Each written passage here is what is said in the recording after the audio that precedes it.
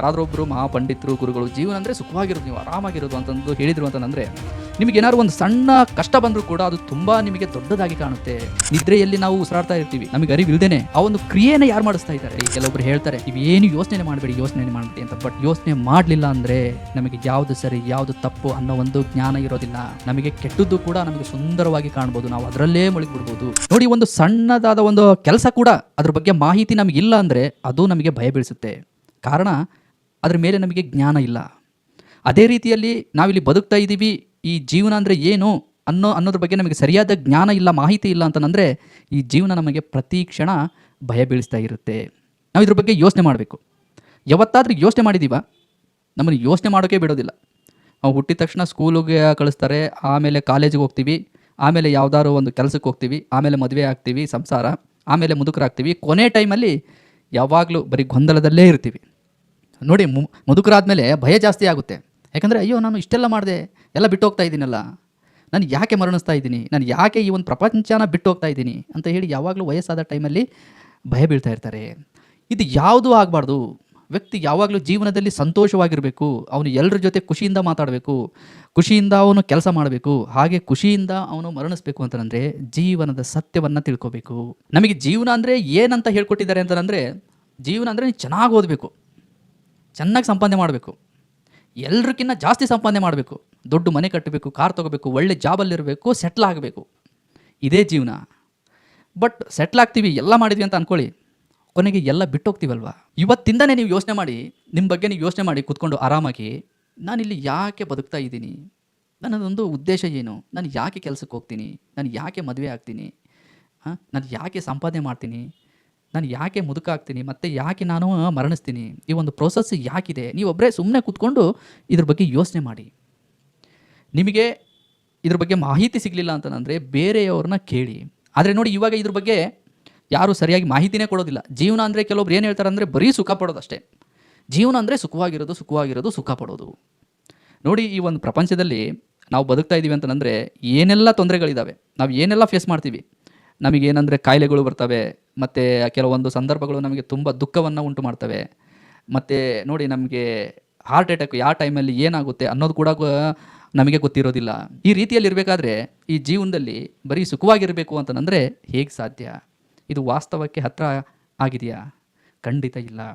ನೋಡಿ, ಕೆಲವೊಬ್ಬರು ನಿಮಗೆ ಈ ರೀತಿ ಹೇಳಿದರು ಅಂದರೆ, ಯಾರಾದರೂ ಒಬ್ಬರು ಮಹಾಪಂಡಿತರು ಗುರುಗಳು ಜೀವನ ಅಂದರೆ ಸುಖವಾಗಿರೋದು, ನೀವು ಆರಾಮಾಗಿರೋದು ಅಂತಂದು ಹೇಳಿದರು ಅಂತಂದರೆ, ಅಯ್ಯೋ, ಜೀವನ ಅಂದರೆ ಗುರುಗಳು ಹಂಗೆ ಹೇಳಿದರು, ಇದೇನಿದು, ನನಗೆ ಈ ಕಷ್ಟ ಬಂದುಬಿಡ್ತಲ್ಲ, ನಾನೇನಾದ್ರು ಪಾಪ ಮಾಡಿದ್ದೀನಾ, ನನಗೇನಾದ್ರು ಅಪಶಕನ ಆಗಿದೆಯಾ, ಇಲ್ಲಾಂದರೆ ಯಾವುದಾದ್ರು ಶನಿ ಕಾಡ್ತಾ ಇದೆಯಾ ಅಂತ ಹೇಳಿ ಮತ್ತೆ ನಿಮ್ಮಲ್ಲಿ ಭಯ ಜಾಸ್ತಿ ಆಗುತ್ತೆ. ಮತ್ತು ನೀವು ಅವ್ರ ಹತ್ರ ಹೋಗ್ತೀರಾ, ಅವರು ಅದಕ್ಕೆ ಅದು ಮಾಡಿ ಇದು ಮಾಡಿ ಅಂತಂದು ಹೇಳ್ತಾರೆ, ನೀವು ಅದನ್ನು ಮಾಡ್ತೀರಾ. ಆದರೆ ಇಲ್ಲಿಗೆ ಇದು ಕೊನೆ ಆಗುತ್ತಾ? ಇಲ್ಲ, ಮತ್ತು ಇನ್ನೊಂದು ಏನಾದ್ರು ಒಂದು ತೊಂದರೆಗಳು ಬಂದೇ ಬರ್ತವೆ. ನೋಡಿ, ಒಂದು ಸ್ಪಷ್ಟವಾಗಿ ತಿಳ್ಕೋಬೇಕು, ಜೀವನ ಅಂದರೆ ಕಷ್ಟ ಸುಖ ಎರಡೂ ಇದ್ದಿದ್ದೆ. ಒಂದು ನಾಣ್ಯದ ಎರಡು ಮುಖಗಳಿದ್ದಂಗೆ ಕಷ್ಟ ಸುಖ ಅಂದರೆ. ನೋಡಿ, ದೊಡ್ಡ ದೊಡ್ಡ ಮಹಾಪುರುಷರೇ ಕಷ್ಟಗಳನ್ನು ಅನುಭವಿಸಿದ್ದಾರೆ, ಇದು ಯಾರಿಗೂ ಬಿಟ್ಟಿದ್ದಲ್ಲ.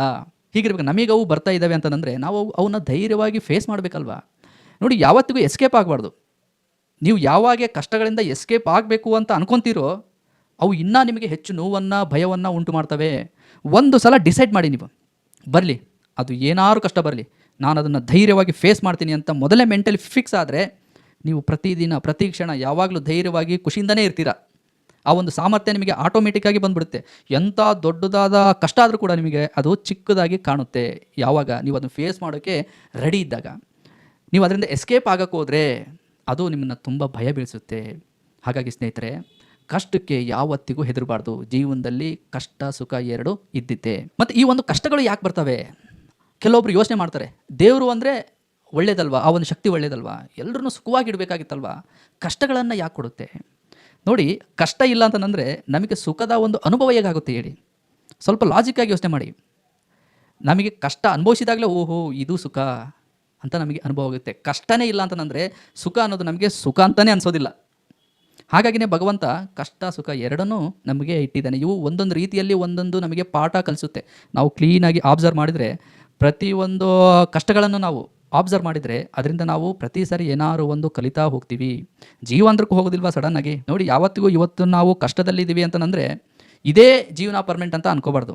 ಮತ್ತು ಮುಂದೆ ಸುಖ ಅನ್ನೋದು ಇದ್ದೇ ಇರುತ್ತೆ. ಅದೇ ರೀತಿಯಲ್ಲಿ ಇವಾಗ ಸುಖವಾಗಿದ್ದೀವಿ ಅಂತಂದರೆ ಓಹೋ ಇದೇ ಜೀವನ ಅಂತ ಹೇಳಿ ತುಂಬ ಉಲ್ಲಾಸದಿಂದ ಕೂಡ ಇರಬಾರ್ದು. ಈ ಕಷ್ಟ ಸುಖ ಏನು ಅಂತಂದರೆ ಸ್ವಲ್ಪ ಸಮಯ ನಮಗೆ ಬಂದು ಹೋಗ್ತವೆ, ಆದರೆ ಯಾವುದು ಪರ್ಮನೆಂಟ್ ಆಗಿ ಇರೋದಿಲ್ಲ. ನೋಡಿ, ಕಷ್ಟ ಇರಬೇಕಾದ್ರೆ ಇಲ್ಲಿ ಬರೀ ಮನುಷ್ಯ ಸುಖವಾಗಿರಬೇಕು ಅಂತಂದರೆ ಇದು ಹೇಗೆ ಸಾಧ್ಯ? ಇದು ವಾಸ್ತವಕ್ಕೆ ಹತ್ತಿರ ಆಗಿದೆ. ಜೀವನ ಅಂದರೆ ಬರೀ ಸುಖ ಪಡೋದು, ನೀವೇನು ಮಾಡಿಬಿಡಿ ಬರೀ ಸುಖವಾಗಿರಬೇಕು ಅನ್ನೋದು ಇದು ವಾಸ್ತವಕ್ಕೆ ಹತ್ತಿರ ಇದೆಯಾ? ಖಂಡಿತ ಇಲ್ಲ. ಹಾಗಾದರೆ ಜೀವನ ಅಂದರೆ ಏನು?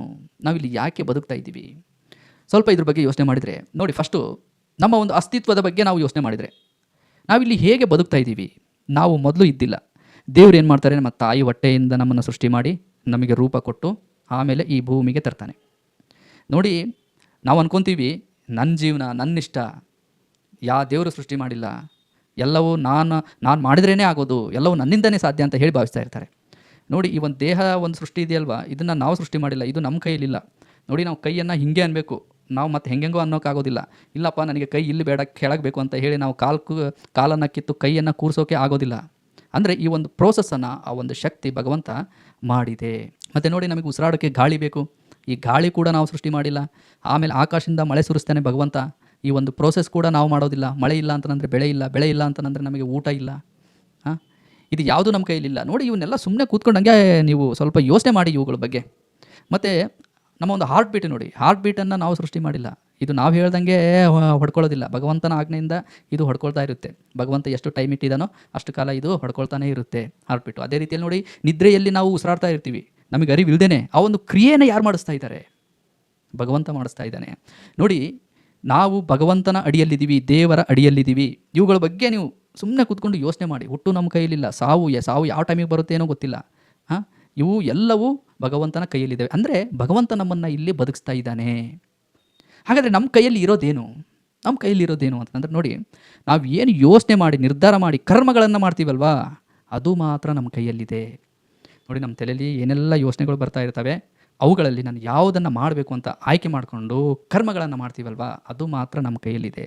ಈ ಒಂದು ಪ್ರೋಸೆಸ್ ಯಾಕಿದೆ ಅಂತಂದರೆ ನೋಡಿ, ನಾವೇನು, ನಮ್ಮ ಸಾಮರ್ಥ್ಯ ಏನು ಅಂತ ಹೇಳಿ ಭಗವಂತ ನಮಗೆ ತಿಳಿಸ್ತಾ ಇದ್ದಾನೆ. ಭಗವಂತನಿಗೆ ಗೊತ್ತಿದೆ, ದೇವರಿಗೆ ಗೊತ್ತಿದೆ, ಅವನಿಗೆ ಭೂತ ಭವಿಷ್ಯ ವರ್ತಮಾನ ಎಲ್ಲವೂ ಗೊತ್ತಿದೆ ಭಗವಂತನಿಗೆ. ಆದರೆ ನಮಗೆ ನಮ್ಮ ಬಗ್ಗೆ ಗೊತ್ತಿಲ್ಲ ಅಲ್ವಾ? ಹಾಗಾಗಿ ನಾವೇನು, ನಮ್ಮ ಸಾಮರ್ಥ್ಯ ಏನು ಅನ್ನೋದನ್ನು ಭಗವಂತ ಈ ಜೀವನದ ಮುಖಾಂತರ ನಮಗೆ ತಿಳಿಸ್ತಾ ಇದ್ದಾನೆ. ಹಾಗಾಗಿನೇ ನಮಗೆ ಕೆಲವೊಂದು ಸಲ ಪರೀಕ್ಷೆಗಳು ಬರ್ತವೆ. ಕಷ್ಟಗಳನ್ನು ಕೊಡೋದ್ರ ಮುಖಾಂತರ ಭಗವಂತ ನಮ್ಮನ್ನು ಪರೀಕ್ಷೆ ಮಾಡ್ತಾ ಇರ್ತಾನೆ.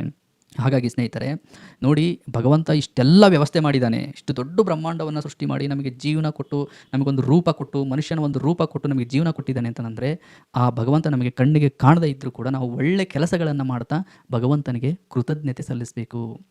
ಇದಕ್ಕಿಂತ ಒಂದು ದೊಡ್ಡ ಸಾಧನೆ ಯಾವುದಿದೆ ಹೇಳಿ? ಆದರೆ ಇದು ತುಂಬ ಈಸಿ ಅಲ್ಲ. ಕೆಲವೊಬ್ಬರು ಈ ಒಂದು ಪ್ರಪಂಚಕ್ಕೆ ಮಾರು ಹೋಗಿರ್ತಾರೆ. ಅಂದರೆ ಈ ಒಂದು ಪ್ರಪಂಚದ ಆಡಂಬರದಲ್ಲಿ ಮುಳುಗಿ ತನ್ನ ಸೃಷ್ಟಿಕರ್ತನನ್ನು, ದೇವರನ್ನು ಮರೆತಿರ್ತಾರೆ. ಇದೊಂದು ತುಂಬಾ ದೊಡ್ಡ ಅಜ್ಞಾನ. ವ್ಯಕ್ತಿ ಇಲ್ಲಿ ದಾರಿ ತಪ್ಪಿರ್ತಾನೆ. ಇದು ಆಗಬಾರ್ದು. ನಮಗೆ ಪ್ರಪಂಚದಲ್ಲಿ ಎಲ್ಲವೂ ಬೇಕು, ಹಣ ಬೇಕು, ಮತ್ತು ಕೆಲಸ ಬೇಕು, ಸಂಸಾರ ಬೇಕು, ಎಲ್ಲವೂ ಬೇಕು. ಇವುಗಳನ್ನು ಮಾಡ್ತಾನೆ ನಾವು ಆಲೋಚನೆ ಮಾಡ್ತಾ ಭಗವಂತನನ್ನು ಅರಿದು, ಭಗವಂತ ಏನು ಅನುಗ್ರಹಗಳನ್ನು ಕೊಟ್ಟಿದ್ದಾನಲ್ವ ಅವುಗಳನ್ನೆಲ್ಲ ನೆನೆದು ಭಗವಂತನಿಗೆ ಶುದ್ಧ ಹೃದಯದಿಂದ ಕಣ್ಣು ಮುಚ್ಚಿ ಅವನನ್ನು ಧ್ಯಾನ ಮಾಡಬೇಕು, ಅವನಿಗೆ ಕೃತಜ್ಞತೆ ಸಲ್ಲಿಸಬೇಕು. ಅಂದರೆ ನೋಡಿ, ಭಗವಂತ ಪ್ರತಿಯೊಂದು ನಮ್ಮ ಕರ್ಮಗಳನ್ನು ಲೆಕ್ಕ ಹಾಕಿ ನಮಗೆ ಪ್ರತಿಫಲ ಕೊಡ್ತಾನೆ. ಇಲ್ಲಿ ಯಾರ ಕರ್ಮಗಳು ಸುಮ್ಮನೆ ವೇಸ್ಟ್ ಆಗೋದಿಲ್ಲ. ಹಾಗಾಗಿನೇ ಯಾರೂ ಈ ಜೀವನದ ಉತ್ಸಾಹವನ್ನು ಕಳ್ಕೊಬಾರ್ದು, ತನ್ನಲ್ಲಿರುವ ಒಳ್ಳೆತನವನ್ನು ಹಾಳು ಮಾಡ್ಕೋಬಾರ್ದು. ಕ್ಷಣ ಕಾಲದ ಈ ಒಂದು ಪ್ರಪಂಚದ ಜೀವನಕ್ಕೆ ಮಾರು ಹೋಗಿ ಎಲ್ಲವೂ ನಾನು ಇಲ್ಲೇ ಎಲ್ಲ ಅನುಭವಿಸ್ಬೇಕು ಅಂತ ಹೇಳಿ ಅನ್ಯಾಯ ಮೋಸ ಮಾಡ್ತಾ ಯಾವತ್ತಿಗೂ ಬದುಕಬಾರ್ದು. ಸ್ವತಂತ್ರವಾಗಿ ಕರ್ಮಗಳನ್ನು ಮಾಡೋ ಆಯ್ಕೆ ಕೊಟ್ಟಿದ್ದಾನೆ ಭಗವಂತ, ನಿಜ. ಅದನ್ನು ನಾವು ಸರಿಯಾದ ರೀತಿಯಲ್ಲಿ ಉಪಯೋಗಿಸ್ಬೇಕು. ಕೆಲವೊಂದು ಆಲೋಚನೆಗಳ ವಿರುದ್ಧ ನಾವು ಹೋರಾಡಬೇಕಾಗುತ್ತೆ. ನಾವು ಯಾವಾಗ ಕೆಟ್ಟ ಆಲೋಚನೆಗಳ ವಿರುದ್ಧ ಹೋರಾಡಿ ಭಗವಂತ ಇಷ್ಟೆಲ್ಲ ಕೊಟ್ಟಿದ್ದಾನಲ್ವ, ಇವನ್ನೆಲ್ಲ ನೆನೆದು ಭಗವಂತನಿಗೆ ಕೃತಜ್ಞತೆ ಸಲ್ಲಿಸ್ತೀವಲ್ವ, ಅವನಿಗೆ ಧ್ಯಾನ ಮಾಡ್ತೀವಲ್ವ, ಇದೇ ಒಂದು ಜೀವನದ ಒಂದು ದೊಡ್ಡದಾದ ಒಂದು ಉದ್ದೇಶ. ಆವಾಗ ನಮ್ಮ ಜೀವನ ಸಾರ್ಥಕ ಆಗುತ್ತೆ. ನೋಡಿ, ಲಾಸ್ಟ್ ನಾವು ಕೊನೆ ಟೈಮಲ್ಲಿ ಭಗವಂತ ನಮಗೆ ಒಂದು ಮನುಷ್ಯ ರೂಪ ಕೊಟ್ಟಿದ್ದಾನೆ, ನಾನು ಒಳ್ಳೆ ಕೆಲಸ ಮಾಡಿದ್ದೀನಿ, ಯಾರಿಗೂ ಅನ್ಯಾಯ ಮಾಡಿಲ್ಲ, ಯಾರಿಗೂ ಮೋಸ ಮಾಡಿಲ್ಲ, ನಾನು ಎಲ್ಲರ ಹತ್ರನೂ ಚೆನ್ನಾಗಿ ಮಾತಾಡಿದ್ದೀನಿ, ಇವಾಗ ನಾನು ಭಗವಂತನ ಹತ್ರ ಹೋದ್ರೂ ನನಗೇನೂ ತೊಂದರೆ ಇಲ್ಲ ಅಂತ ವ್ಯಕ್ತಿ ಆರಾಮಾಗಿ ಕಣ್ಮುಸ್ತಾನೆ. ಇದೇ ನೋಡಿ ನಿಜವಾದ ಮುಕ್ತಿ ಅಂದರೆ ಇದೆ. ಹಾಗಾಗಿ ಜೀವನವನ್ನು ನಾವು ಸರಿಯಾದವಾದ ಒಂದು ದೃಷ್ಟಿಕೋನದಿಂದ ನಾವು ನೋಡಬೇಕಾಗುತ್ತೆ. ನೋಡಿ ಸ್ನೇಹಿತರೆ, ಜೀವನ ಅಂದರೆ ಪ್ರತಿ ಕ್ಷಣ ಆಲೋಚನೆ ಮಾಡಿ ಬದುಕುವಂಥದ್ದು. ಆಲೋಚನೆ ಮಾಡೋ ಶಕ್ತಿಯನ್ನು ಯಾವತ್ತಿಗೂ ಕಳ್ಕೊಬೇಡಿ. ಕೆಲವೊಬ್ರು ಹೇಳ್ತಾರೆ, ನೀವು ಏನು ಯೋಚನೆ ಮಾಡಬೇಡಿ ಅಂತ. ಬಟ್ ಯೋಚನೆ ಮಾಡಲಿಲ್ಲ ಅಂದರೆ ನಮಗೆ ಯಾವುದು ಸರಿ ಯಾವುದು ತಪ್ಪು ಅನ್ನೋ ಒಂದು ಜ್ಞಾನ ಇರೋದಿಲ್ಲ. ನಮಗೆ ಕೆಟ್ಟದ್ದು ಕೂಡ ನಮಗೆ ಸುಂದರವಾಗಿ ಕಾಣ್ಬೋದು, ನಾವು ಅದರಲ್ಲೇ ಮುಳುಗಿಬಿಡ್ಬೋದು. ಹಾಗಾಗಿ ನೀವು ಯಾವಾಗಲೂ ಆಲೋಚನೆಯಿಂದ ಬದುಕಬೇಕು. ಯಾಕಂದರೆ ಭಗವಂತ ನಮಗೆ ಆ ಆಲೋಚನೆ ಮಾಡೋ ಶಕ್ತಿ ಕೊಟ್ಟಿದ್ದಾನಲ್ವಾ.